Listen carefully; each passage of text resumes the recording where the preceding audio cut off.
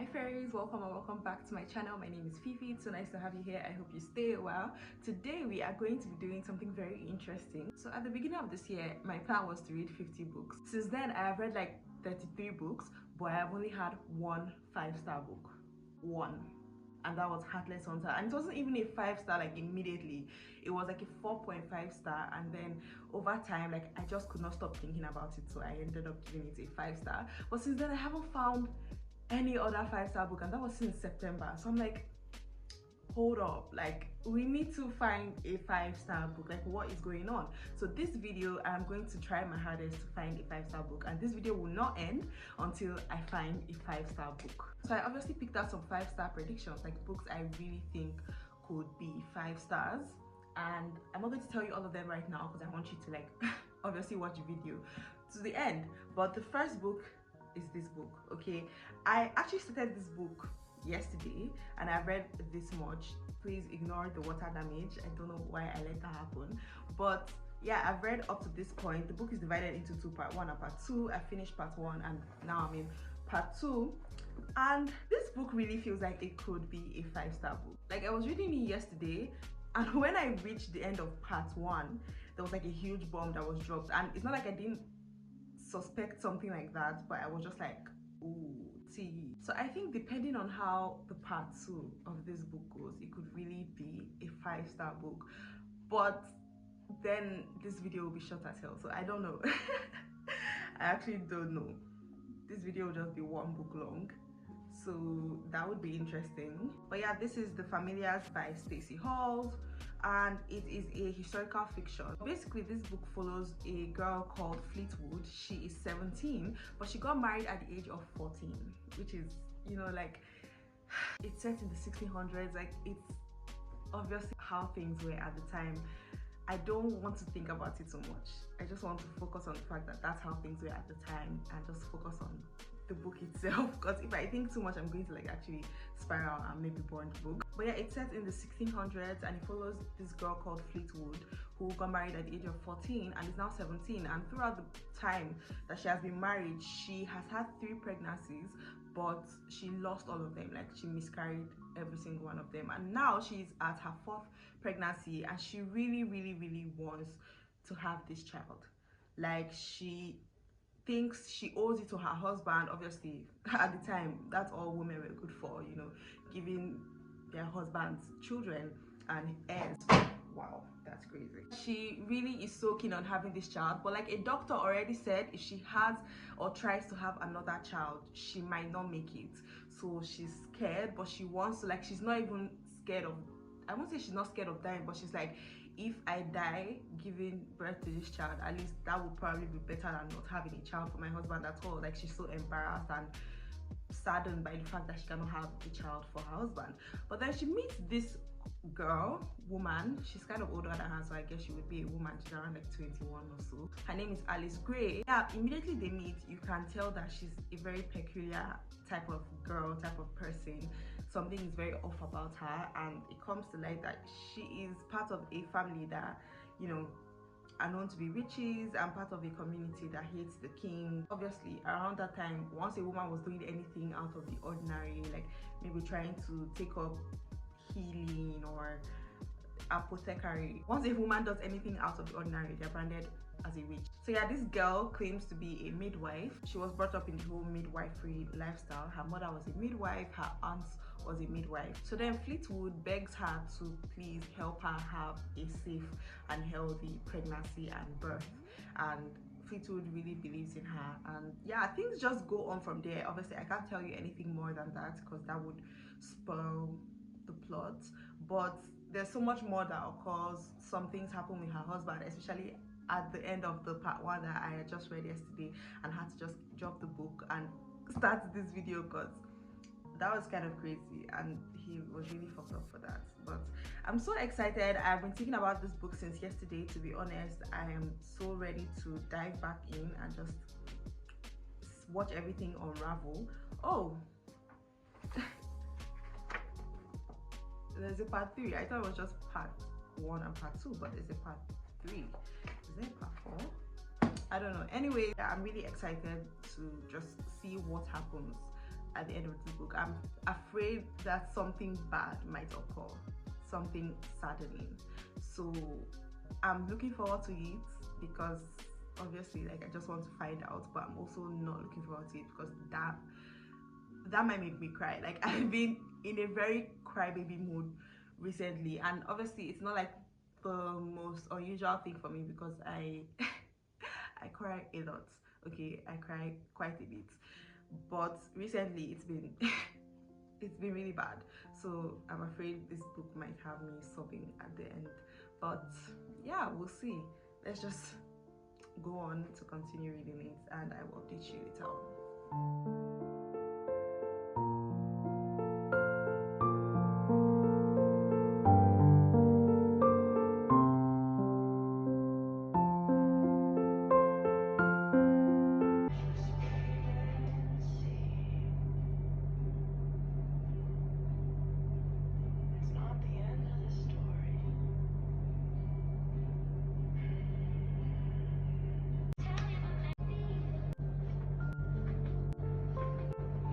Hey guys, it is the next day and I ended up finishing this last night, and I wanted to just take a little bit of time to let it simmer and settle into my bloodstream before I give my final thoughts.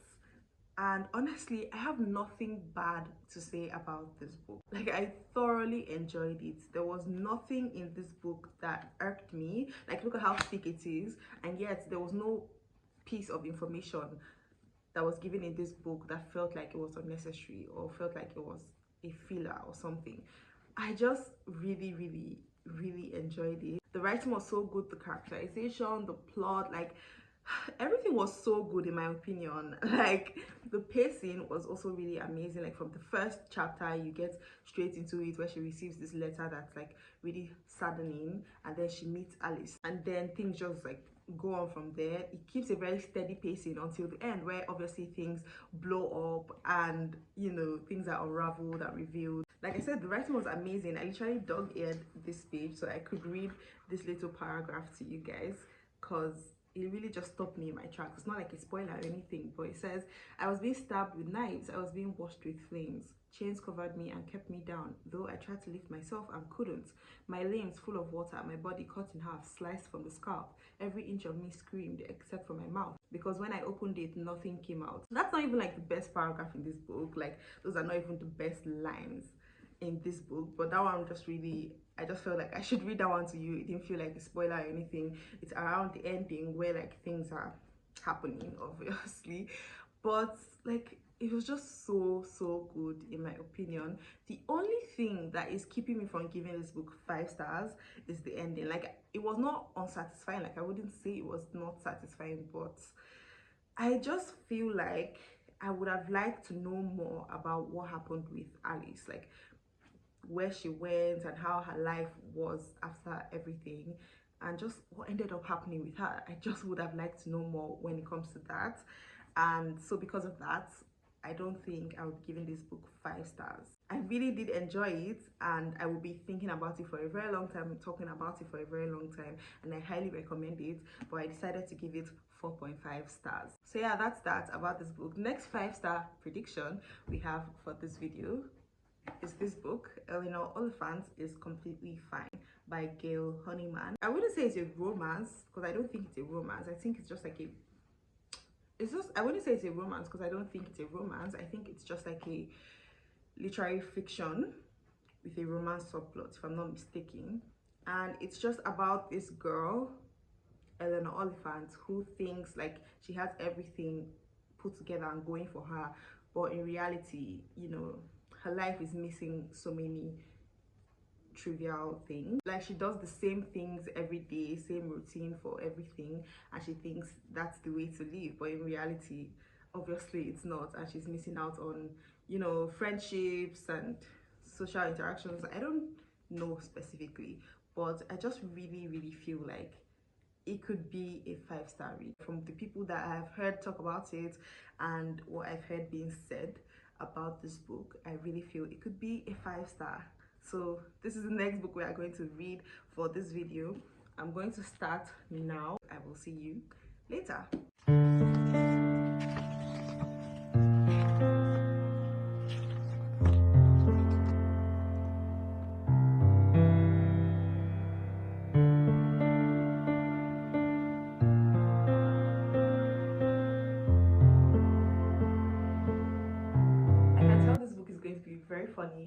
because she already has like a bit of a sense of humor, and honestly I'm quite relating to her.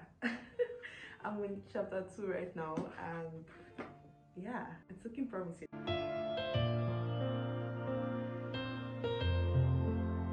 Hey guys, so it's like 3 days later.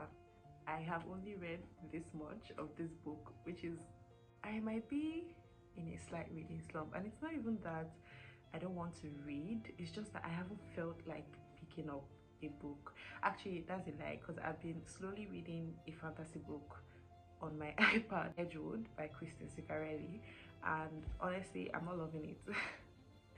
So I don't know what's going on. The first day I started reading this book, I read like the first 2 chapters, and since then I've only read like a page a day. And it's just, I don't know, I really don't know.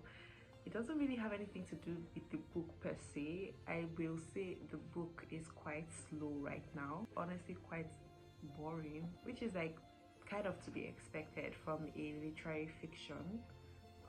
I don't know what I thought would happen. Eleanor met, she didn't even meet, she just saw this guy at like a show. He was a performer, like a musician or something, and for some reason she believes that he is the love of her life, and now she's trying to change herself and, you know, become more of a woman that she thinks he would like, because she feels she was made to be with him.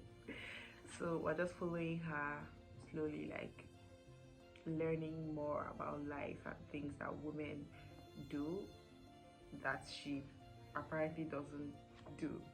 For some reason she finally got internet connection, finally got a laptop, which is crazy, like living in this day and age and not having like a laptop or anything.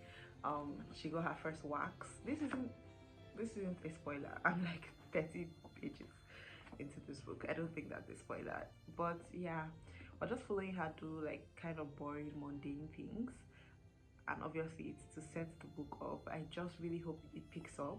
Today I'm going to try really hard right now to spend this entire night reading this book, and I'm going to try to finish it, which is very bold and ambitious of me to say. But I'm just going to do it. I'm just going to try my hardest, hone in on it, focus, and read this book this night.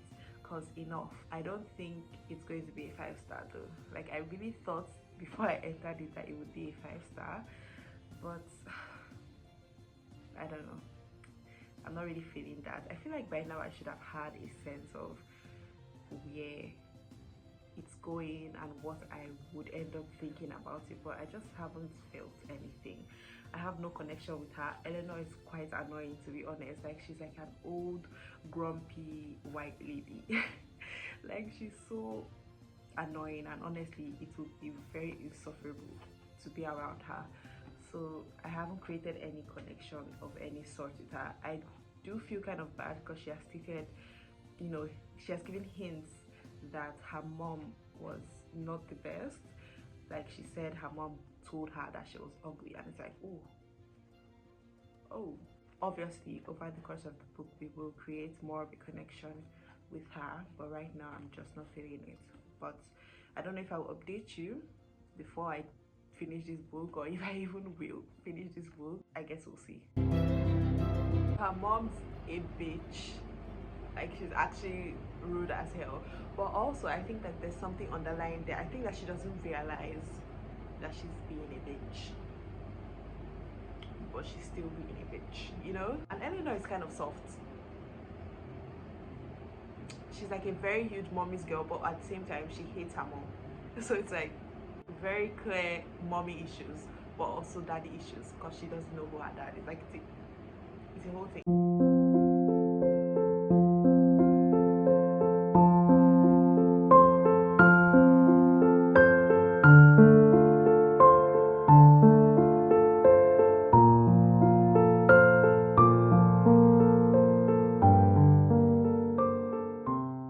Hey guys, it is the next day, new year with this I just got my hair done and I like it. I think it's cute and everything, but you know when you just do your hair for the first time and it's like a style that you don't really do often or you haven't really tried before, and you just feel a bit uncertain and like weird about it, even if it does in theory look good. That's how I feel right now. So yeah, I'm a bit like shy, but let me know what you think about it. I think it's cute. I'm just being in my head about it, but anyway, that's not what we came here to talk about. I have in fact finished this book. I finished it last night and yeah, tears are shed to say the least. You know, it's so crazy because when I first started this book and gave my first update about this book, I was like, oh, I don't think it's going to be a 5-star or anything like that. I'm not liking it, it's kind of boring, but boy was I wrong. Like, I have so much that I could say about this book, but it is about a woman called Eleanor Oliphant. She's about 30 years old and she just has this standoffish, will I say holier than thou kind of attitude, but we find out over the course of this book that something happened in her childhood. So many things actually happened in that childhood that made her the way that she is now, and she's just antisocial, keeps to herself, thinks you know, love and relationships and even social friendships, nothing like that is for her. And we obviously see throughout the book the reason why that is and why she feels that way, and obviously a lot of it has to do with her mother, who we see throughout this book was a horrible, you know, influence on her. Not just horrible influence, horrible mother in general, and it goes even deeper than I'm saying, but obviously no spoilers, anything like that. But one day when she's with this co-worker of hers, something happens and they both have to, you know, be good Samaritans and help out in this certain situation. And obviously I don't want to say anything and spoil anything, but yeah, things just start to bloom from there, not just with both of them but with other people, and we see Eleanor start to open up, start to acquire friendships that she probably would never have had before all this, and just become more susceptible to, you know, the idea of love. Initially there's this guy that she literally does not know by any means. She just saw him one day and believed that he is the love of her life and her soulmate, and she starts to change herself to fit what she thinks he would want her to be. And in the course of doing that, she opens herself to so many different things that she would have never been open to before.